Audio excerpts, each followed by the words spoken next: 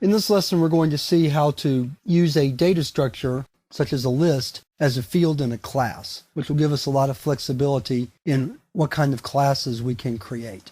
So what we're going to do is we're going to create a student class. So we're going to call this program student.py. So we started off with class student and a colon.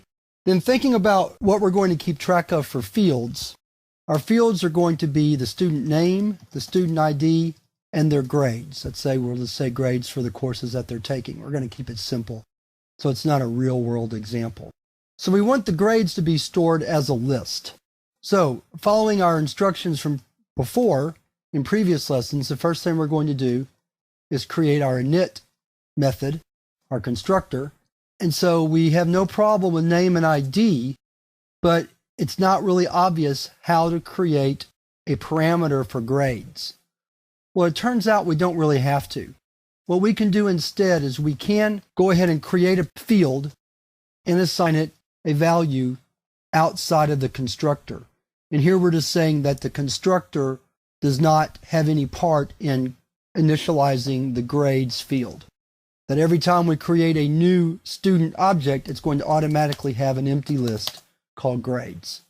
So here we'll just initialize name and ID. And that's all we'll have to do. So the next thing we want to do is write a method to add a grade to the list. So we'll call that method addGrade. The parameters are, as usual, self and grade. And here we'll say self.grades.append grade. And that will add the grade to the list grades. The next thing we want to do is have a means for displaying the grades. So we'll call this method showGrades. And it will have no parameters other than self. And then what we're going to do is we're going to create an empty string. And then we're going to loop through the grades list and assign each grade to the string, like so. And then when we're done, we return grades, or GRDS, not the actual field grades. Now, I've left off lots of things that we could do, like a toString method, and some other methods. I'm going to save that for the exercises. In the second exercise, we'll add to this class and make it a more complete definition. But for now, I want to demonstrate how what we've implemented works. So we'll create a new student object. We'll just use last names to keep it simple, and a very simple ID. And that's all we need to create a new instance named stu1. Then we'll add a few grades to stu1, an 88, or an 84, and a 91. Now at this point I'd like to see what the grades are for stu1, so I'm going to do a print stu1, show grades, just like that.